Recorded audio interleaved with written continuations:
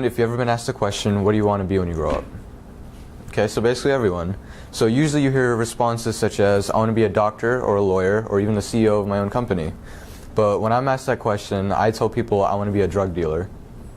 Now, I know you're probably thinking, but I'm not referring to the ones that you see in a dark alley. I'm actually referring to the ones you might see in an operating room. Hello everyone, my name is Emad FPN, and the topic of study that I'm choosing to engage upon this year is anesthesiology. In the words of Martin Fisher, in the sick room, 10 cents worth of human understanding equals $10 worth of medical science. Ever since I was little, I had a passion for helping others, and just seeing the smile on someone's face after I've helped them is what motivates me to keep helping people whenever I get the chance. And sure, I can help people by doing favors and such, but I feel I can really help people as a doctor. If I'm able to save a patient's life and actually be a part of that recovery process, I feel like I can truly make a difference in someone else's life. And this passion of mine is what inspired me to be in the ISM program, and as a result, I have been able to learn so much about the field of anesthesiology through my mentor, research, and my original work. And what I've been able to learn through my research in ISM is that an anesthesiologist does a lot more than just administer anesthesia. While it's true that administering anesthesia is an important task for an anesthesiologist, it tends to be overlooked by the public since it's actually a very stressful task. And when I interviewed Dr. Catherine Barden, she explained to me that during surgery it tends to get fairly stressful at times. So it's very crucial that the anesthesiologist administers the right amount of anesthetic. An overdose of anesthetic can cause nausea and vomiting, difficulty breathing, and even mental impairment. And administering too little anesthesia can result in a very scary situation known as anesthetic awareness. And what happens in this is actually where a patient can wake up in the middle of surgery, and basically, so essentially it's just really crucial that the right amount of anesthetic is administered. As an anesthesiologist, it's most likely that one will face a situation where the success of an operation is dependent on them. And while it may be stressful, anesthesiologists undergo years of rigorous training in their field just so they can be ready for basically any situation.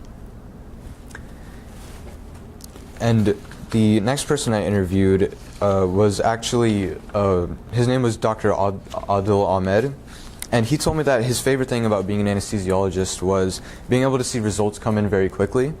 As an anesthesiologist, one of their main roles is to monitor vital signs. And when a patient's blood pressure is dropping, they can administer medicine required, and the blood pressure will begin to rise within seconds. And this was actually a very thought-provoking to me because I realized that in every other field, when a doctor gives treatment or any type of medication, it usually takes weeks or days just for results to come in. But in anesthesia, it usually takes within seconds. And I understand that it can be stressful just to be able to administer the right amount of anesthetic, but I understand that while it may be stressful, I still see myself doing this pretty much every day.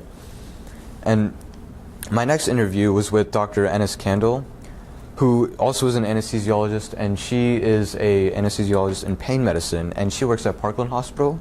And I was actually willing to a lot more about many of the different fields of anesthesiology, especially pain medicine, so I went into the interview eager to learn new information. And Dr. Kandil started by explaining to me how she actually graduated from medical school in Egypt and came to America to study medicine. She then began to explain to me how her job as an anesthesiologist in pain medicine was essentially like a physician's, and that she would see patients and evaluate them, prescribe them medicine, and then they'd move on to surgery. And she actually told me that she spent some time training in surgery, so she became a surgeon within 3 years. And this was actually quite new to me since I didn't know that an anesthesiologist could also be a surgeon as well. So because she was a surgeon as well as an anesthesiologist, she could actually start procedures so much quicker because usually you'd have to align a perfect time for the anesthesiologist, the surgeon, and the patient. But she kind of hit two birds with one stone, and she can just start the procedure right away. And I really like the idea of that. Then the next person I had interviewed was actually something else I've learned since the beginning of my ISM journey is that there's actually a lot of patient contact. in anesthesiology. And when I went to interview Dr. Srikant Cheriku, who worked at UT Southwestern, I was able to find that anesthesiologists have a very important role when it comes to providing care for patients. Dr. Cheriku explained to me that an anesthesiologist basically has to make a care plan for the patient before, during, and after the procedure. And how much of it, and they have to determine basically what type of anesthetic is best for the procedure, how much of it will be administered, and how to get the patient basically back, basically to regain consciousness after the procedure, or basically extubate them. And devising a care plan generally calls for more interaction with the patient, and that is one of the main reasons why I chose this field. I just really like the idea of actually being involved in a patient's care and seeing results come in that quickly. And because I'm actually primarily focused on patient interaction in anesthesiology is the reason why I chose him as my mentor. During our interview, Dr. Cheriku explained to me that his favorite part of being an anesthesiologist was allowing patients to spend more time with their families through effective treatment and care. His statement and devotion to his work just showed me how much he genuinely cares about each and every patient. And he's just someone that really enjoys the field of anesthesiology, and he's just really passionate and devoted to the field, so that's essentially why I chose him. And because of this, I just was able to see, I thought I would be able to see how he handles patients in many different conditions and creates a care plan for all of them, and to basically just be able to save their lives each and every day. So onto my research. The first thing that I had researched was that how there was this study that was performed to see basically how patient turnover times are really low in this one hospital in Europe. And one of the main aspects of it, and basically what a turnover time is, just how long it takes for a patient to get into and out of the operating room. And what they found is that there was just a lot of cooperation in the medical team. There's so many different aspects to a medical team. Is that you have your anesthesiologists, your surgeons, you have nurses even, and just even people on the side just cleaning tools. If one is able to make them cooperate and have everyone on the same page, it just allows the whole procedure just to go a lot more smoothly, because everyone's on the same page, they know what they need to get done, and as a result, that's why they were able to have such low turnover rates, and I think that a lot of other hospitals can learn from them as well. And onto my original work. For my original work, I decided to create a list that consisted of all the different types of anesthesia that were administered to patients. And this list would consist of the type of anesthesia, side effects, and overall allow patients to choose what type of anesthesia they preferred. I discussed this proposal with my mentor, Dr. Cheriku, and he explained to me that while my proposal, it was very considerate, it was very unlikely that patients really get a say in what type of anesthesia that they receive, because for the most part of the procedures, it's kind of decided for already by the anesthesiologist, because obviously they've been through years of training just to get everything down, so usually patients don't refute against that. But however, my mentor understood my thought process of allowing patients a choice in their anesthesia care, and he explained to me that a main complaint from patients is that they're sometimes not informed of all of their choices. And he explained to me that the different procedures of where having a choice of anesthesia is possible. And he explained to me that during some childbirth procedures, when women are undergoing labor, they're allowed to choose between epidural or general anesthesia. And the mother is conscious during the childbirth and is essentially, in epidural anesthesia, the mother is basically, she's awake during the procedure. She isn't unconscious, and that is actually the preferred anesthesia type, because when a patient's under in general anesthesia during labor, it actually can create a lot of complications, because if the mother is under, it could actually have some adverse effects for the child that's going to be delivered, and it could even cause the mother to aspirate and have like a stomach acid go into her lungs, and that's why epidural anesthesia is preferred. And the thing is that a lot of patients aren't informed of this choice, but then Dr. Cheriku and I, we actually began to discuss spinal versus general anesthesia in orthopedic surgery. And he explained to me that in recent years, spinal anesthesia, it's began to be more favored because the lack of complications, such as a risk of stroke and heart attack. And yet the majority of all hospitals still administer general anesthesia. And I realized that if I chose to research this, I had the chance to potentially inform doctors and patients of the differences of outcomes of general and spinal anesthesia. And I realized that I then decided that I will instead research spinal and general anesthesia by evaluating different studies and comparing their outcomes. And in order for me to research the differences, Dr. Cherku sent me different articles from a medical database that actually tests epidural and general anesthesia in a total hip arthroplasty. So from my research, I found that based off the studies, it was concluded that when compared with general anesthesia, spinal anesthesia for a total hip arthroplasty had shorter operative and postoperative recovery room time. And significantly, the study also found that the use of spinal anesthesia resulted in fewer cases of cardiac arrest.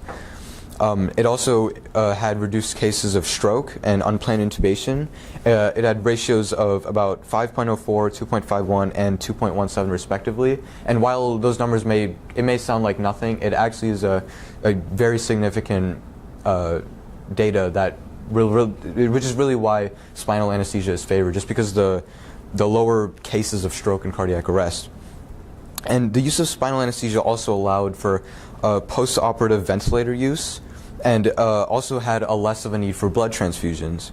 And the results obtained in the study were basically performed by the Yale University School of Medicine, and it reflects that patients who received spinal anesthesia actually had better outcomes, which was also supported by the data when the spinal anesthesia was revealed to have a lower adverse event rate. And while my original work was different from my first proposal, it did have the same philosophy of informing doctors and patients. My research paper can really show that the differences among general and spinal anesthesia, and it showed that based off the studies, spinal anesthesia is potentially better for patients and can in fact create less adverse events for patients undergoing orthopedic procedures. The main objective of my research paper was to allow patients to have enough knowledge just so they can choose what type of anesthesia is best for them. And basically onto my mentor experiences. My mentor experiences were actually very eventful, and I learned more than I ever thought I would from them. So that said, most of what I had learned in the operating room wasn't actually with my mentor. For a long time, he was trying to help me get into the operating room at Clements where he works, but due to some changing rules, I wasn't allowed to observe at Clements. And I was kind of just wondering, like, what's the point of all this if I can't be in the operating room? And my mentor understood this, and he suggested I instead observe at Parkland. And with help from him and from Coach Goff, I was finally able to get into the operating room, and the first doctor that had actually been able to help me was Dr. Joy Chen. And she helped me get into Parkland, and the very first day I went there, she was very knowledgeable and she was really friendly, and she was able to let me see 2 total knee arthroplasties. I asked what kind of anesthesia she would use, and I'll admit I kind of knew the answer. I knew she would use spinal, but she said that she would actually have to be using general anesthesia because the patients that were receiving this procedure, they had undergone back surgery, so they couldn't get a spinal. And that was okay because I was at least able to, when I went in, I met 2 residents, and they were really happy to be able to teach me all about general anesthesia. And I was actually able to get really close to the patient and see just how many different anesthetics that are used. And so one of the residents showed me that in basically with general anesthesia, it's kind of, they're always constantly having to administer anesthetic because at times, sometimes the patients, they would regain feeling. And he actually showed me at this one point, like, he kind of shocked the patient to show me how they were regaining feeling, but in order to kind of put them back under sedatives, he just administered more anesthesia, that way they wouldn't regain any feeling, because they want to just completely eliminate the thought of having the patient go through anesthetic awareness. And so basically, just to get a grasp of how general anesthesia works, I kind of came up with an analogy. So general anesthesia, it's kind of like a music box. You want to have the music going for as long as possible, so you have to keep winding the box and winding it, so just so the music doesn't stop. In general anesthesia, the patient must be unconscious for the whole operation, and at times the patient may be slowly regaining feeling, which is why anesthesia must constantly be administered. So basically, if the music stops, the patient dies. Because I also wanted to see some spinal anesthesia, Dr. Chen also referred me to Dr. Jerry Green. He's an OBGYN doctor, and he's a very intelligent anesthesiologist. He taught me the ins and outs of anesthesiology, and he went into a lot of detail about spinal anesthesia. He explained to me the difference between epidural anesthesia and spinal anesthesia. And in epidural anesthesia, a needle is injected in the epidural space, and it only causes sensory numbing. And as opposed to spinal anesthesia, that actually causes motor and sensory numbing. Spinal anesthesia is actually the more effective anesthesia, since it basically cuts off all feeling to the legs, basically to the waist down. And I was able to see a combined spinal and epidural given to a patient undergoing a cesarean section. And to administer the anesthesia, basically what happens is an anesthesiologist, they first get a 17 gauge needle, which is it's a pretty big needle, and they have to insert the needle basically in between like the L4 and L5 vertebrae. I'm sure you might not know what that is, but it's basically like vertebrae basically in the lower back. And the 17 gauge needle is a bigger needle, and it's used to make way for a smaller needle, the 25 gauge. And when the 25 gauge needle is injected, the anesthesiologist tries to feel for a transition of layers from subcutaneous to basically the epidural space. And the main concern with this type of anesthesia is that the doctor doesn't want to push the needle too far in, because it can result in a significant loss of CSF, cerebrospinal fluid, which is there, and it can actually cause severe headaches for the mother. And obviously, since the mother is going in through labor, she's going through enough. It's better not to give her a headache with it. And basically, the 25 gauge needle, that's what's used. The catheter is put in through there to allow for the anesthesia to be administered. When I was observing that same patient, I actually got to stick around and actually see the birth, which I'll admit I wasn't really expecting. And in the cesarean section, the mother's actually put on her back, and there's a tarp that goes up that kind of prevents the mother kind of from seeing what's happening. And so once the surgeons begin the procedure, they're cutting through the abdominal walls, and there's lots of blood, and I take a look at the other side of the tarp, and the patient was just talking to her husband. She's just kind of completely calm, doesn't really know what's going on. She's just kind of just waiting for it to be over. And then on the other side, basically when the surgeons are just cutting through the abdominal walls, it's kind of like all hell's breaking loose, because there's just blood everywhere and fluid everywhere, and it just really goes to show how effective spinal anesthesia really is, because for something as, dare I say, gruesome as the cesarean section, the mother on the other side of the tarp couldn't even feel what was happening. She was just kind of waiting for it to be over. And basically, yeah, it just really goes to show how effective that type of anesthesia can be. So the reason I came to Parkland was just so I could observe both types of anesthesia, spinal and general anesthesia. My original work was over the differences and outcomes between spinal anesthesia and general anesthesia. I definitely had interest in this debate over which technique was better, so I plan to expand off of my original work. So instead of creating a review paper over spinal versus general anesthesia, I thought I could create my own study over this. So I went over to Parkland thinking that I would be able to get some patient data to create my study, and I had everything ready for my study, but thanks to HIPAA, I couldn't actually use patient data, so I was kind of lost there for a little bit. So I actually explained to Coach Goff about my situation, and she explained to me that I could maybe try using sample numbers instead, which is exactly what I did. And I talked to my mentor about this, and he gave me the green light, and he said it was okay.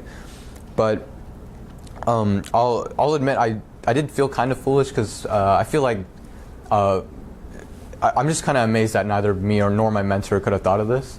But it was still interesting, because I was able to get a lot of information. I was looking at many different studies. Here's some of the studies that I used, and I basically just getting all the information. Basically what I'm going to do is I would create a meta-analysis, which is basically where I take a bunch of different studies and I kind of average the numbers so that I kind of get a bigger picture of the studies. So while some studies may have a certain outcome, maybe the other two might not, and overall we can just see a bigger picture of what results might be better. And in this study, I'm actually going to be testing patient satisfaction. So the first part really was kind of just seeing for myself how spinal anesthesia and general anesthesia was administered, which is why I went to Parkland. And when I was talking to Dr. Choi, she had taught me basically everything about general anesthesia and how effective it is relative to spinal anesthesia. And just being able to see those two arthroplasties, it really gave me a gist of general anesthesia and how it affects each patient. Dr. Green, on the other hand, he had taught me everything about spinal anesthesia, such as like where to insert the needle, the effects, and the precautions with this type of anesthesia. And both doctors really gave me just a thorough walkthrough of how both types of anesthesia work.